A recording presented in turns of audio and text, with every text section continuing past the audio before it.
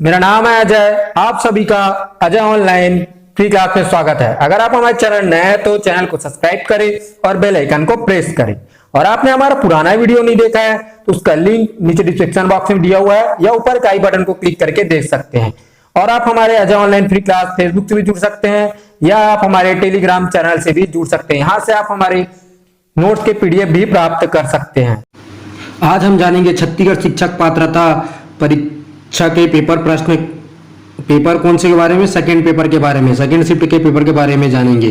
और एक कब का क्वेश्चन पेपर सॉल्व करेंगे अपन दोस्तों, आज हम जानेंगे 2011 के पेपर, उसमें कौन सा क्वेश्चन सॉल्व करेंगे अपन, हिंदी पेपर सॉल्व करेंगे। कौन सा क्वेश्चन आपका हिंदी का प्रश्न अपन सॉल्व करेंगे। चलिए दोस्तों आज हम देखते हैं हिंदी के 2011 के शिक्षक पात्रता परीक्षा के प्रश्न उत्तर। दोस्तों पहला क्वेश्चन क्या है आपका, कौन सा व्यंजन वर्ग का नहीं है। यहाँ पे क्या बात कर रहा है, कौन सा इसमें व्यंजन त वर्ग नहीं है। तो व्यंजन त वर्ग कौन नहीं है आपका, बी क्या है आपका, माँ।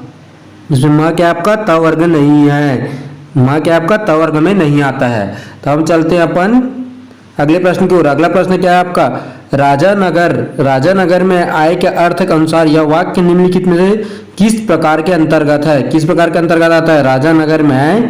राजानगर में इसका अर्थ क्या है दोस्तों, इसका अर्थ है आपका विधानार्थक वाक्य है। इसका क्या अर्थ है, इसका विधानार्थक वाक्य है या राजानगर में आए। हम चलते हैं अगले प्रश्न की ओर। अगला प्रश्न क्या आपका 33वां, निम्नांकित शब्दों में से संबंध बहुब्रीहि समासिक शब्द है। तो संबंध बहुब्रीहि समासिक शब्द क्या है आपका, दशनन। क्या है आपका, दशनन। क्या आपका संबंध बहुब्रीहि समासिक शब्द है आपका दशनन।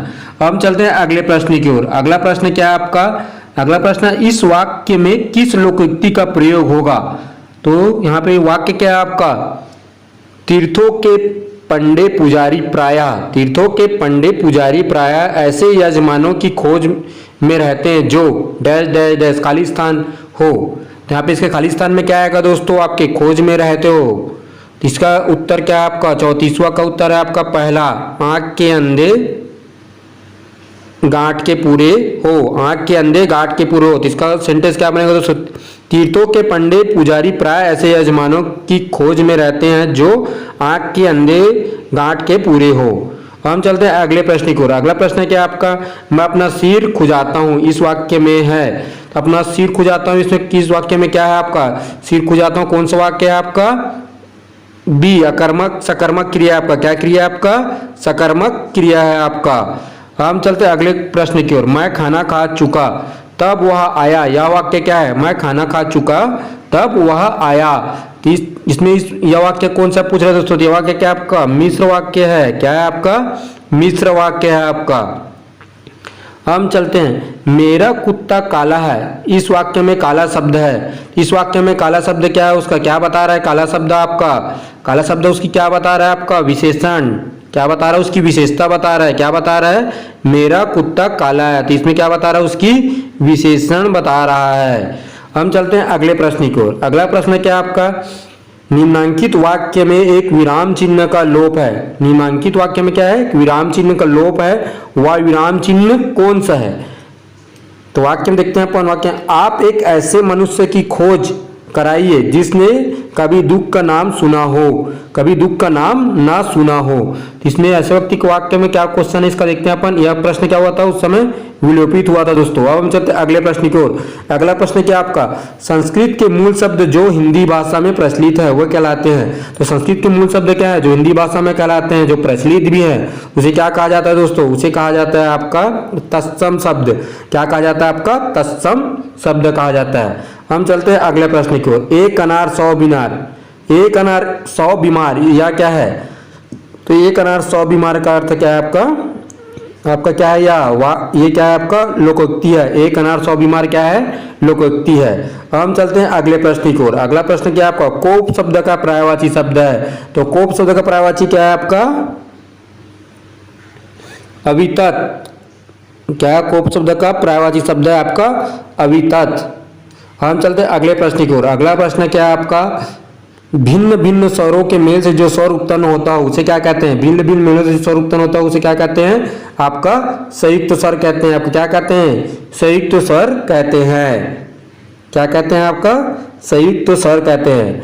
सॉरी दोस्तों, यहाँ पे 41वां प्रश्न का उत्तर गलत हो गया था। 41वां प्रश्न क्या है? कोप शब्द का पर्यायवाची शब्द होता है आपका सी। क्या होता है? अमरस। क्या होता है यहाँ पे? अमरस होता है। कोप शब्द का पर्यायवाची शब्द होता है अमरस होता है। इसके लिए माफी चाहूंगा दोस्तों।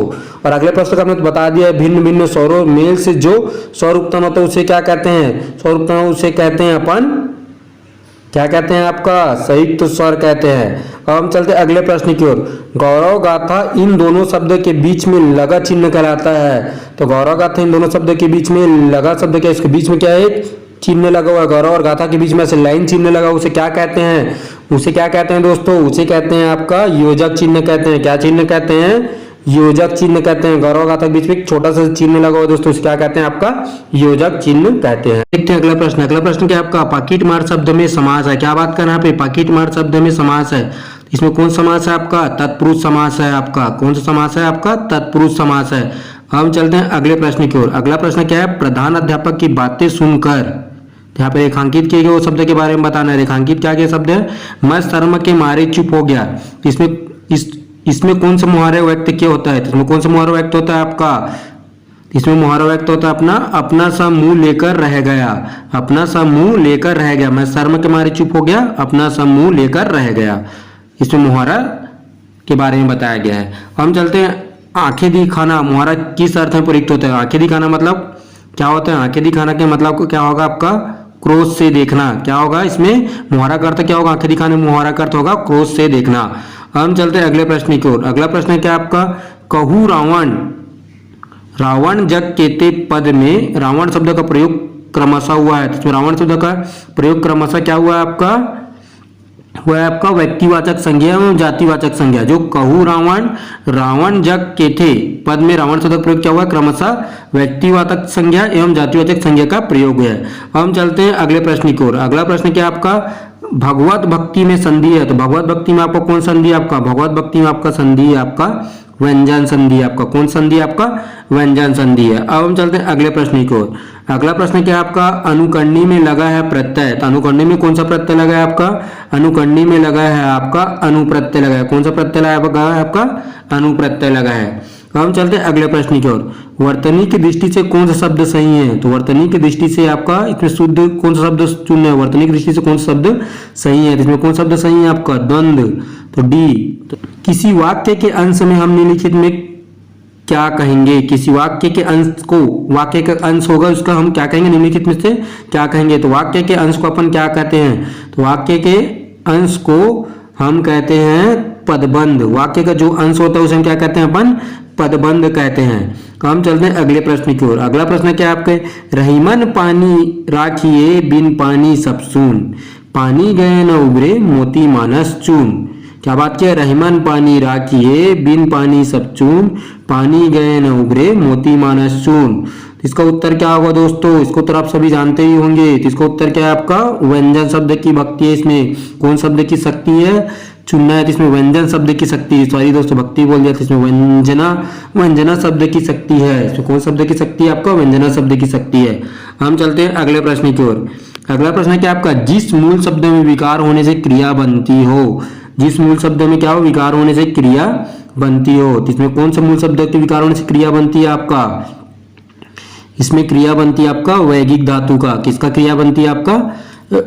यौगिक धातु का क्रिया बनती है इसमें मूल शब्द का विकार होने से। हम चलते हैं अगला प्रश्न की ओर। अगला प्रश्न क्या है आपका? अगला प्रश्न है आपका संज्ञा का वह रूप जिससे क्रिया का आधार का बोध होता हो। तो संज्ञा का वह रूप जिसमें क्रिया का आधार का बोध होता है उसे क्या कहते हैं? तो संज्ञा का रूप जिसमें क्रिया का आधार का बोध होता है उसे कहते हैं अपन अधिकरण कारक कहते हैं। क्या कहते हैं आपका? अधिकरण कारक कहते हैं।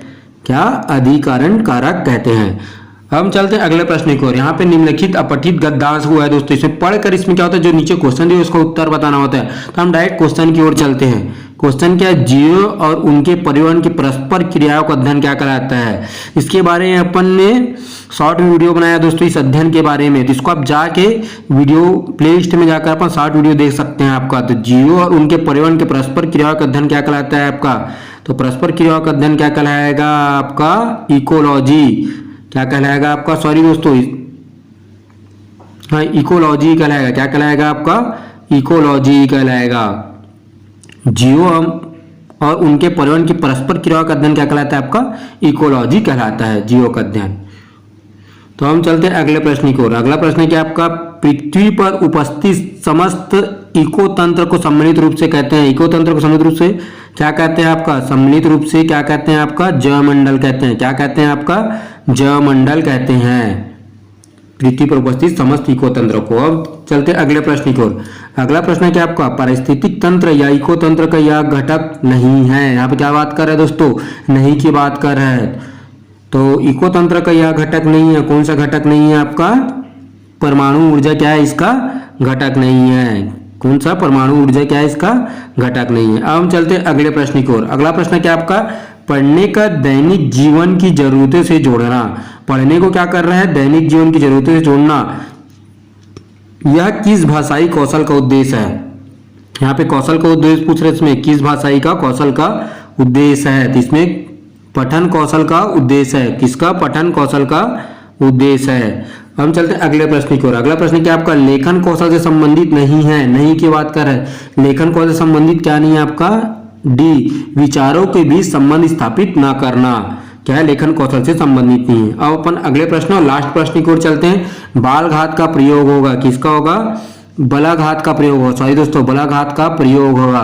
तो बलाघात का प्रयोग क्या होगा? आपका बोलने के कौशल में। किसमें प्रयोग होगा? आपका बोलने के कौशल में प्रयोग होगा बलाघात का। तो हिंदी के टूल कितने प्रश्न किए दोस्तों? अपन 2011 में आए हुए महत्वपूर्ण अपन कितने प्रश्न किए? सेकेंड पेपर का आपका हिंदी के अपन ने यहाँ पे कुल 30 प्रश्न किए हैं। कितने प्रश्न किए हमने?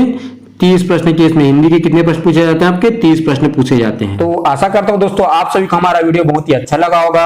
तो आप हमारे वीडियो को लाइक करें, सब्सक्राइब करें और शेयर करना ना भूलें। और आप सभी का बहुत बहुत धन्यवाद।